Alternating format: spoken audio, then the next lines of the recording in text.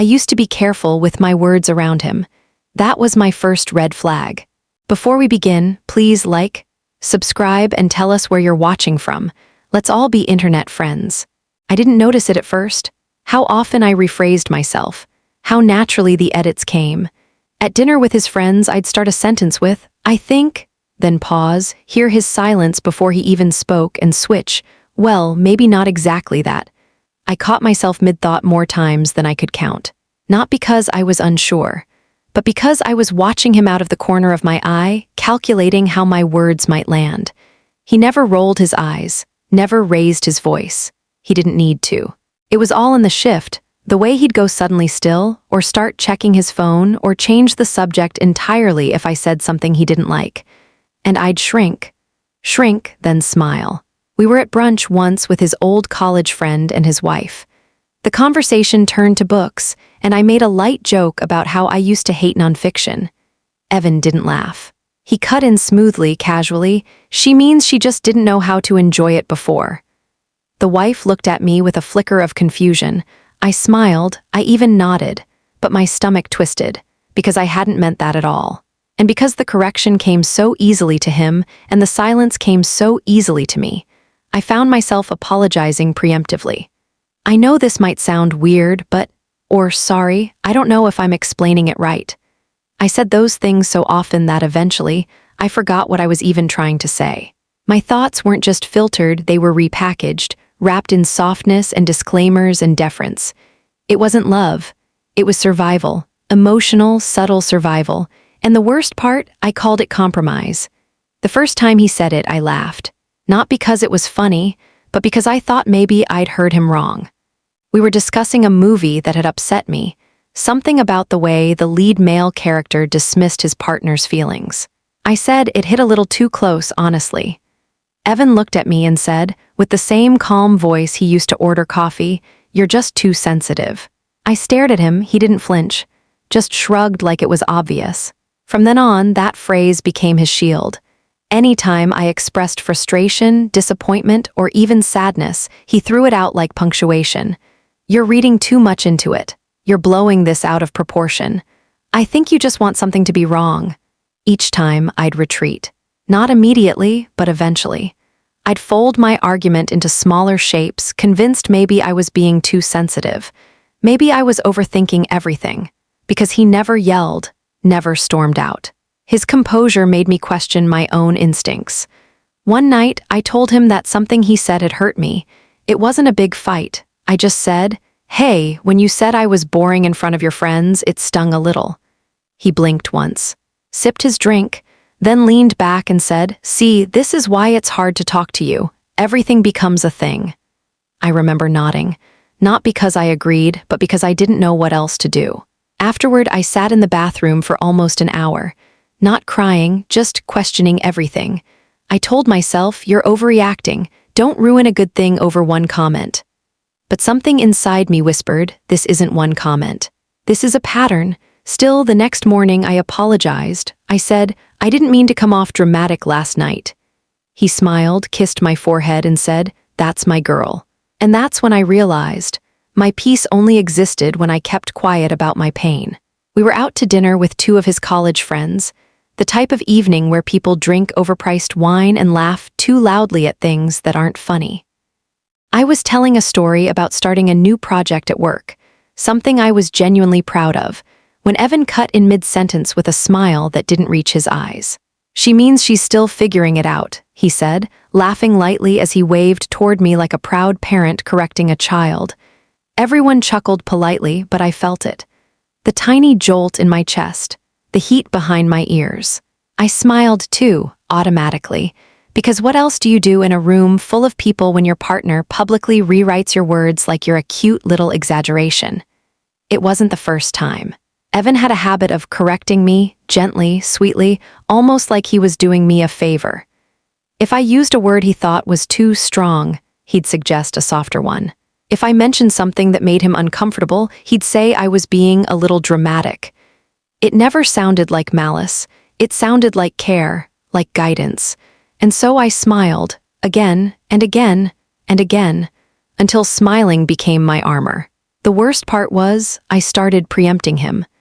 I began to correct myself before he could. I'd say, I guess I'm still figuring it out before he had the chance to undermine me. I handed him the blade before he even reached for it. Later that night, I brought it up timidly. I said, I kind of felt like you undermined me a bit tonight when I was talking about work. He looked genuinely confused. Or maybe he pretended to be.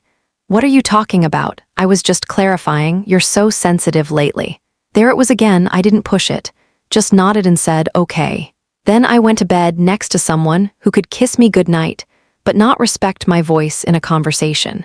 And I laid there wondering what was worse, the fact that he didn't see it, or the fact that I let it happen. We were having lunch in the park when Jules said it.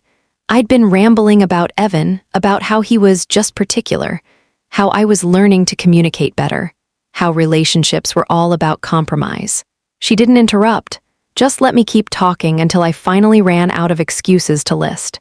Then she tilted her head and said, you used to speak without disclaimers. Now you hesitate. It hit me harder than I expected, because she wasn't wrong. I used to say things plainly. Blurt them out mid-laugh or mid-chew, full of fire and certainty, knowing that even if I was wrong, I could explain myself. I never worried that someone would punish me for tone or word choice. But lately, every sentence was a minefield. I checked his expression after every opinion. I softened truths to avoid the look. The one where his smile disappeared and silence replaced it. Jules took a sip from her drink and didn't fill the space. She waited, like she was giving me time to process my own reaction. And I did. I sat there blinking at my salad like it had answers. It's just easier this way, I finally said. She didn't nod. Didn't agree. She just looked at me the way you do when someone you love is slowly disappearing, not loudly, not dramatically, but quietly in the spaces where they used to live freely. You sure it's easier? She asked. Or are you just used to shrinking? I didn't answer. Not because I didn't know, but because I did. I went home and tried to shake the conversation off, but her words lingered like a song I didn't remember putting on repeat. I sat at my desk, opened my journal, and wrote down the same sentence 3 times before it felt real. I'm learning to soften. That's maturity, right? I stared at it, chewing on the last word, maturity. It sounded noble, evolved. Like the grown-up version of myself had simply learned how to coexist, to choose her battles, to filter her fire into something palatable. But the longer I looked at those words, the less honest they felt. Because it wasn't softness I'd learned, it was self-censorship. I didn't stop offering opinions because I was mature. I stopped because I was afraid of how they'd land. I didn't step back in arguments because I had clarity. I did it because I knew silence was the only way to avoid being called difficult, dramatic, emotional. I had trained myself to fold, and what scared me more than anything was how proud I'd been of that. Evan never asked me to dim directly. That was the trick. He praised my thoughtfulness, my self-awareness. He'd say things like, "You're really good at reading a room," as if I were gifted, not just terrified of doing something wrong. I closed the journal and turned off the light, but my mind kept writing long after. I wondered when being thoughtful started to feel like walking on glass, when compromise became a mask for submission. I wasn't sure yet what to do with all of it. But for the first time in a long time, I wasn't sure I wanted to keep being the softer version of myself. We were in the kitchen, a harmless space, or so I thought, debating over something small. I don't even remember the topic anymore. Maybe it was about plans that weekend, or what kind of countertop finish looked better in that show he liked. But I do remember what I said. I said that kind of thing would have hurt me too. It wasn't loud, wasn't sharp, just honest. And his face changed instantly.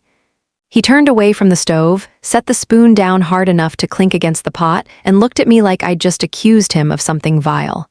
I felt the shift like a temperature drop mid-sentence. "You're getting aggressive again," he said flatly. Aggressive. The word sliced. I had spent months choosing my language with the precision of a surgeon. I said I feel instead of you did. I asked questions instead of making statements. I softened my tone, rounded every edge, and still he pulled the same card. "You don't even realize how sharp you are sometimes," he added. "It's not what you say, it's how you say it." I didn't speak, not because I agreed, but because I'd played this scene too many times to be surprised by its ending. If I defended myself, he'd accuse me of being defensive. If I stayed silent, he'd call it emotional withdrawal. The loop was always rigged.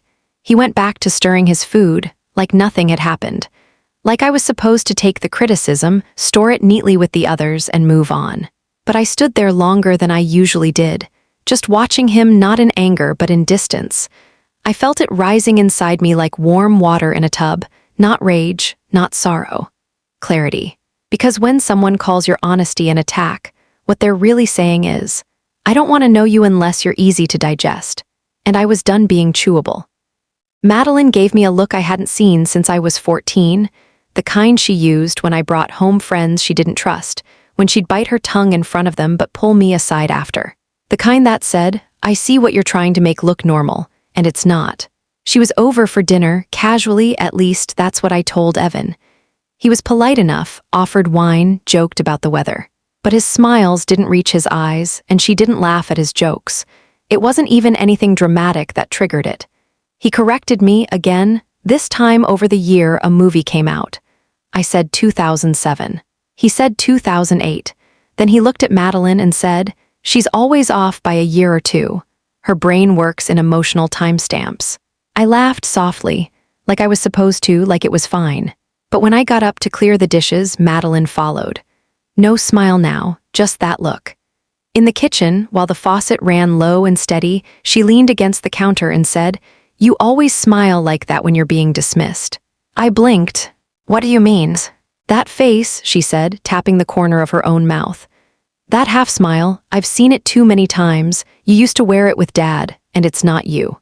I stood still, plate in my hand, the water warming against my fingers. She kept going, her voice quiet but sharp. You dim down every time he opens his mouth. You shrink, and I don't think you even notice anymore. I'm just being respectful, I tried. No, baby, she said. You're being erased. I didn't argue, not because I agreed, but because deep down, the words had already been circling in my own mind. I just never let them land. Madeline kissed my forehead and went back to the table. But something stayed behind with me. That word, erased. And once you hear it, it's hard to unsee all the ways it's been happening. He started being sweeter the quieter I got. It didn't hit me all at once. It was subtle, slow, even. Like a reward system I hadn't realized I'd been enrolled in. Whenever I spoke up, not even loudly, just honestly, there was tension, a mood shift, a comment about how I always have to complicate things or turn it into a debate. He didn't yell. He didn't even get visibly upset. That was the trick. He just withdrew, smiled a little less, touched me a little less, started conversations with you know what I don't like instead of how are you feeling. But when I held back, when I nodded instead of asking questions, when I just let his opinions hang in the air without adding my own, he was affectionate again. He'd reach for my hand, compliment dinner, play music while we cleaned up, praise me for being more peaceful lately. And for a while, I thought maybe I'd finally gotten it right. Maybe this was what growth looked like. Less fire, more flow. But then I caught myself deleting a message I was going to send him, something small, something silly. I'd written, I think it's weird how you always say I don't do feelings, but also expect me to read yours perfectly. And I stared at it for a full minute before hitting backspace.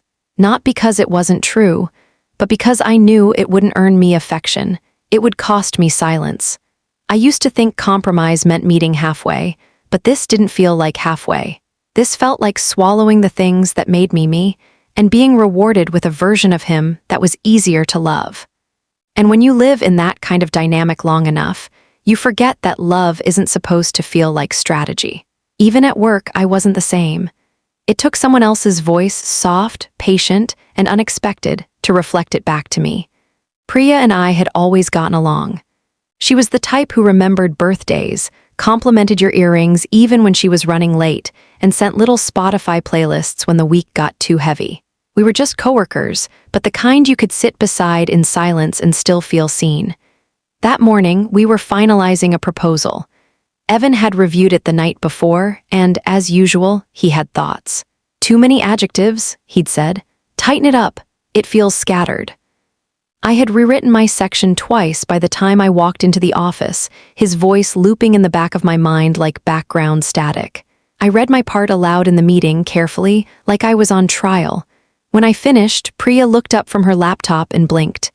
"That was good," she said, then a pause. "But you sound like you're about to be graded." It was meant kindly. Said with the kind of curiosity that doesn't accuse, just notices. I laughed it off. Made some comment about being tired, but my chest tightened, because she was right. I used to speak like someone who loved words, who loved nuance, who made space for contradictions and humor and second thoughts. Now, I sounded like someone waiting for correction, someone trained to anticipate being wrong. Later, we ate lunch in the break room. Priya passed me her leftover mango sticky rice and said, "You know, I've been around you long enough to know when something's off. And it's been off for a while." I nodded but didn't respond. I wasn't ready to talk about Evan, not yet. But her words stuck with me for the rest of the day and the ones after that. It's strange how you can lose yourself in private, but the cracks show up in public. Mrs. Ames didn't say much the first few times we met. She had kind eyes and quiet hands, the kind of woman who'd fold a napkin perfectly before asking a hard question. But she mostly observed, smiled politely, never interrupted. I mistook it for disinterest at first. Evan had warned me she was reserved. "Don't take it personally," he'd said. "She's not warm with anyone." But that changed one afternoon. We were in her kitchen. Evan had gone to pick up takeout and the house was too still. I offered to help with the tea, but she waved me off gently and motioned to the bar stool at the counter. I sat, hands folded, unsure of what to say. I was always unsure around her, not because she was cold, but because I never quite knew if I was being judged or protected. She handed me a cup of chamomile, then leaned against the counter. Not directly facing me, but close enough that I felt her attention. "I used to be like you," she said after a long silence. "Careful." My stomach turned. "I used to stop myself before I said what I really meant," she continued. "Because I didn't want to start something, or end something, or hear the silence that came after. I didn't say anything. I saw it in you the first time we met," she added. "The way you smiled when Evan corrected you, how your shoulders dropped when he looked at you like you'd embarrassed him." I blinked hard. "He gets that from his father," she said, voice soft but not apologetic. "The need to make people smaller when he feels unsure." I finally found the courage to speak. "Why didn't you say anything before?" She stirred her tea. "Because sometimes, when women like us are too direct, we're seen as bitter. And I wanted you to hear it when you were ready." I swallowed the knot in my throat. "I don't know if I am." Mrs. Ames looked at me then. "You will be. Just don't wait too long. You'll break inside if you stay that way." That was the first moment I saw Evan differently. Not as the man I had to please, but as someone shaped by patterns he never questioned, and expected me not to question either. And for the first time, I realized I wasn't alone in this story. Someone else had survived it. Noah's message came out of nowhere. I hadn't thought about him in years, not deeply, just one of those names you scroll past every once in a while, heart-skipping, then settling. We'd never really dated. We flirted, sure. Had a few long, lingering conversations that bordered on something more, but the timing was always off. The feelings were always folded neatly back into friendship. So when his name popped up on my screen, my first reaction was confusion, then hesitation, then curiosity. His message was short, thoughtful, gentle in a way I hadn't felt in a while. "Heard your voice on that podcast clip Priya shared," he wrote. "You used to laugh like that every day." Just one sentence, but it landed harder than I expected. I sat with it for a moment, replayed his words in my head. "You used to laugh like that every day." I tried to remember the last time I laughed like that around Evan. Not just a polite chuckle or a reflexive giggle, but a real laugh. The kind that bubbled up from somewhere honest and careless. I listened to the clip Noah mentioned. It was from a team round-table discussion I barely remembered recording. I was talking about something small, a silly moment during a meeting, the way Priya had tripped over a sentence and turned it into a joke. But in that moment, I'd laughed, loudly, freely. The sound of it made me pause. It sounded familiar, but foreign, like a version of myself I'd put in a drawer and forgotten. Noah had noticed. He didn't say anything more. Didn't ask how I was or why I disappeared from mutual circles. He just gave me a mirror, held it up quietly. Let me look. And what I saw was jarring, not because I'd lost who I was, but because I'd started to believe that loss was maturity. That shrinking was growth. That withholding joy made me more appealing, more palatable. But Noah's message reminded me of something simpler, that I used to laugh. Boldly, loudly, often, not for approval, not for performance. Just because I was happy, and somewhere along the way I stopped. Not because the joy wasn't there, but because it didn't feel safe to show it anymore. Evan called it too much. It wasn't the first time. We were at a friend's housewarming, sitting in a circle in the backyard. Someone made a joke, harmless, actually funny, and I laughed. Not a loud, attention-hogging laugh, just natural, unfiltered. It slipped out before I could catch it. Evan's hand tightened slightly on my thigh. He leaned in, barely a breath between us, and whispered, "You're doing that thing again." That thing, as if joy was a misstep. As if I needed reminding that even happiness had to be monitored. I looked at him, his blank expression, the flicker of disapproval hiding beneath a smile meant for the group. I nodded once, didn't laugh again the rest of the night. I knew the drill. On the ride home, he brought it up again. Said it lightly, like a joke. "You were kind of extra back there, that laugh, it turned heads." I said it was funny. He responded, "Yeah, but you don't have to be so loud about everything. You know how that comes off, right?" I didn't answer, because I'd learned not to. I'd learned that silence diffuses tension, that if I pushed back, he'd get quiet, not the kind of quiet that invites peace, the kind that punishes. When we got home, I went straight to the bathroom, shut the door, and sat on the closed toilet lid. I stared at my reflection in the medicine cabinet mirror and tried to piece together how I got here. When did my volume become a weapon? When did my laugh become something to contain? It wasn't just about the laugh, it never was. It was the full-body joy, the untamed expressions, the parts of me that weren't measured or controlled. And Evan didn't know what to do with that. He liked me when I was polite, predictable, soft in the way that didn't challenge him, and any time I stepped outside that version, even for a second, he made sure I noticed. But this time, something felt different.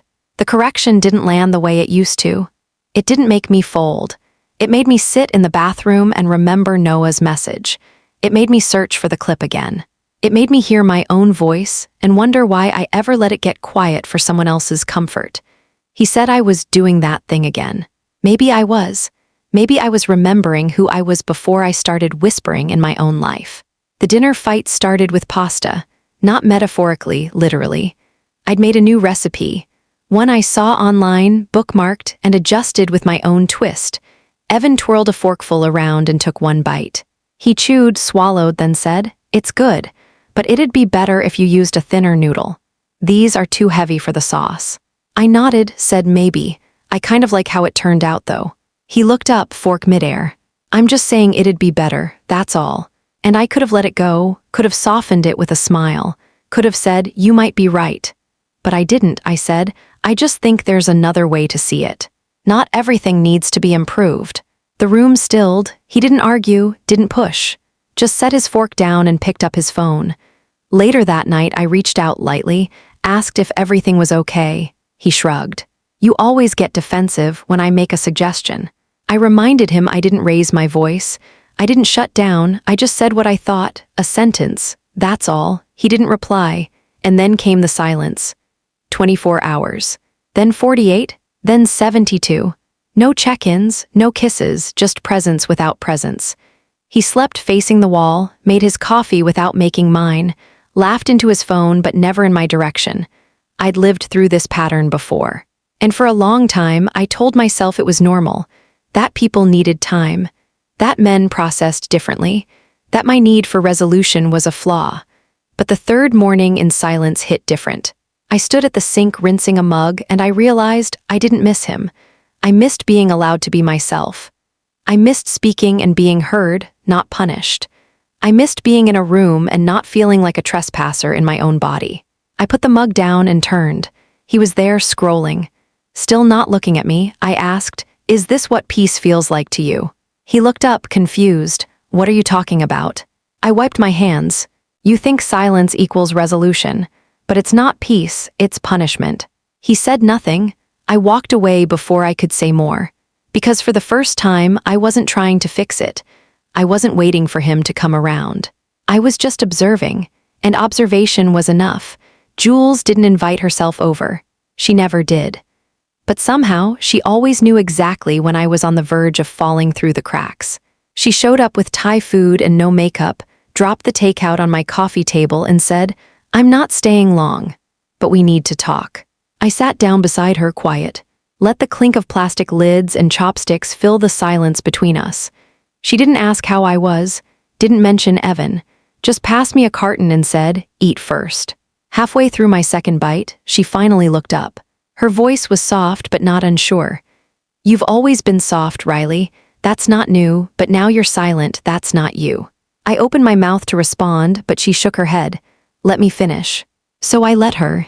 "I don't want to fight with you about your relationship. I'm not here to convince you of anything. But I watched you stand up for yourself for years. Watched you speak with your chest, even when your voice shook. And now," she paused, "you smile like it's a job, you talk like someone's grading your words. You're tired, Riley, not from life, from tiptoeing." I swallowed the lump rising in my throat, tried to tell her she was wrong. That Evan just needed more time to understand me, that we were just working through communication differences. But every excuse tasted like cardboard, empty and impossible to chew. She didn't press. She just leaned back and said, "If you need to hear it, I miss the version of you who didn't apologize for having thoughts." I didn't cry, I didn't nod. I just sat there, chopsticks in hand, realizing she wasn't saying anything I hadn't already told myself in the mirror every morning. When she left, she didn't hug me goodbye, just squeezed my shoulder and said, "You'll know when it's enough." And as I stood by the window watching her leave, I realized something terrifying and freeing at the same time. I already knew. I said it without flinching, not with a raised voice, not with a dramatic pause, just plain, even like I was stating the weather. "I think I'm done editing myself for you." The words hung there untouched. Evan was standing in the doorway of our bedroom, his hand still on the frame like he was about to walk in or out. His brows lifted slightly, like he thought he must have misheard me. Like maybe if I rephrased it, softened it, wrapped it in an apology, it'd make more sense to him. But I didn't. I let it sit between us. And for the first time in our relationship, I didn't follow my sentence with a compromise. "No, but I love you." "No, I didn't mean it like that." No cushioning for his pride. His lips parted, but no sound came out. Just a faint scoff, the kind people make when they don't know whether to be offended or impressed. Then slowly he stepped back. His jaw tightened.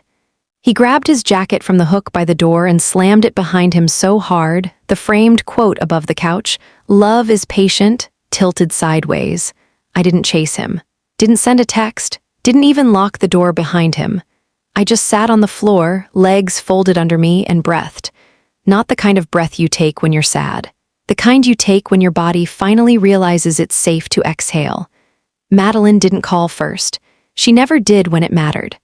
I heard the car before I saw it, the low, purposeful hum of her ancient Corolla pulling into the driveway like it had something to prove. She was out before the engine even stopped, keys in one hand, her usual oversized tote in the other. No small talk. No, "How are you?" Just a quiet survey of the scene. She stepped inside, eyes flicking to the crooked frame on the wall, the half-drunk mug of tea on the coffee table, my legs still folded on the floor.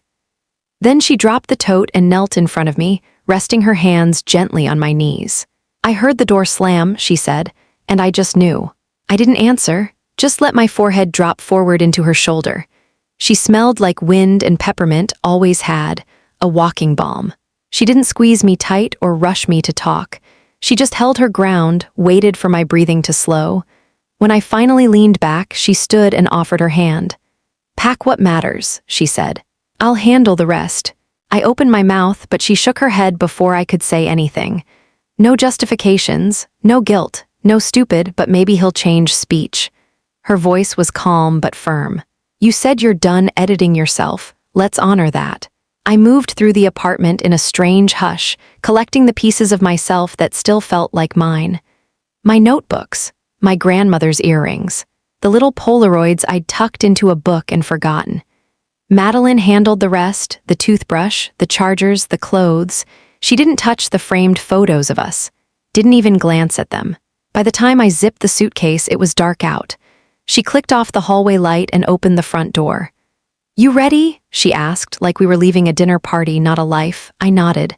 No tears, no begging, no apologies. "Just forward," he texted first. Of course he did. I expected the call, but Evan never did confrontation with his voice, only with distance. And now that the distance belonged to me, not him, he was scrambling. "Can we talk? I just want to explain.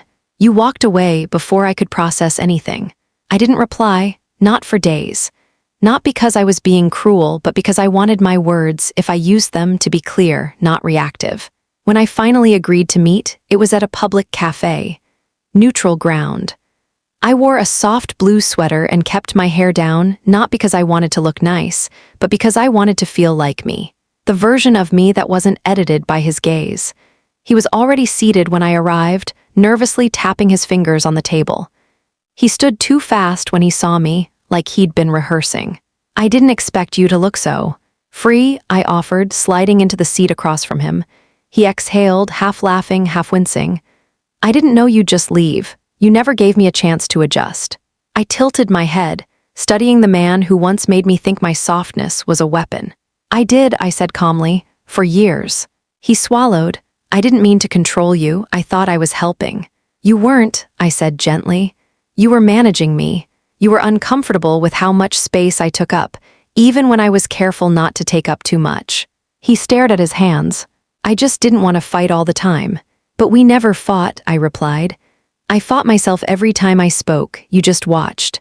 That silenced him, not defensively, but with something that almost resembled understanding. Almost. He asked if we could start over. I didn't answer. Just stood, picked up my purse and said, "This was the last conversation I owed you, not for closure, for clarity." He didn't follow me, not this time. I started saying things plainly. Not loudly, not cruelly, just plainly. When someone asked if I wanted to join a committee I didn't care about, I said, "No, thank you, I'm focusing my energy elsewhere." When a colleague interrupted me in a meeting, I didn't shrink or smile, I simply raised my hand slightly and said, I hadn't finished. When a friend texted to say she missed the old me, I replied, "I'm not her anymore." And that's okay. There was a shift in me I didn't realize I was craving until I felt it settle like stretching a limb that had been cramping for years. My tone changed. My posture. Even the way I entered rooms. I stopped sitting at the edge of chairs. I stopped second-guessing if I sounded too certain. I let silence stretch when it needed to. I no longer rushed to fill every gap with a softened version of what I really meant. The people who were meant to hear me heard me. I saw it in how my colleagues responded. No more polite nods followed by steamrolling. They listened, circled back to my ideas, referenced my language. I noticed it when I called my sister, and for the first time in a while she didn't ask, "Are you okay?" Because I didn't sound like I was managing anything. I sounded like I was choosing. Even my laughter was louder, not on purpose, not for show, just unfiltered. If something was funny, I didn't check to see if the room was comfortable first. I let it out. Let it echo. Let it remind me that joy, like truth, should never be rehearsed. I didn't need anyone to validate my clarity anymore. It validated itself. Priya hugged me after a meeting, not the kind of hug you give for small talk or congratulations, but the kind you give when you see someone return from someplace far away. It happened just after I wrapped up a presentation. Nothing major, just a simple quarterly update. But I'd spoken without a single sorry, without rushing through a single slide. I'd let pauses breathe. I'd answered questions without raising the pitch of my voice to sound non-threatening. I'd said what I came to say, clearly, calmly, fully. When I closed my laptop, people clapped. Not a thunderous round, just the usual muted approval. But Priya stayed behind, waited until everyone else filtered out, then walked right up and hugged me tight. "You feel different," she said into my ear. Stronger, clearer. I blinked back the emotion I hadn't expected. "I'm just being myself again," I said. "No," she corrected, stepping back with a smile. "You're being more than that. You're being who you were always meant to be before he made you feel like too much." We didn't need to name him. His presence had long been edited out of the room. Priya touched my arm before leaving and added, "I missed this version of you. Welcome back." It didn't feel dramatic. It didn't feel like triumph. It just felt right. Like finding a key you forgot you had and finally using it to open the door that had always been yours. I don't rehearse anymore. Not before meetings. Not before phone calls. Not before answering questions that used to feel like traps. I don't pause to consider if my tone sounds nice enough. I don't replay conversations in the shower, wondering what I should have said differently. I don't tiptoe around my truth. I just speak and let the words belong to me again. The first time I noticed, it was a small moment. Someone at work asked how I wanted to handle a new account. I didn't overthink. I didn't start with a qualifier. I just said, "Let's move forward with the pitch and adjust once we see the numbers." Full stop. No apology, no softening, and nobody flinched, especially not me. When I speak now, it feels like breathing. No tightness in my chest. No stomach knot from saying the wrong thing. Just air, just clarity, just mine. Jules noticed it the last time we had dinner. I was mid-story, hands moving, voice steady, eyes lit with something she hadn't seen in years. She smiled halfway through and said, "You don't even realize how loud your piece is now, do you?" I guess I didn't, because silence used to mean fear, used to mean restraint. Now, silence is a choice, not a sentence. And words, they're not things I owe, they're things I own. I don't rehearse anymore, and I don't flinch when I'm heard. Not even when it echoes. Thank you for watching. Please do not forget to like, comment, share, and subscribe. I love you all.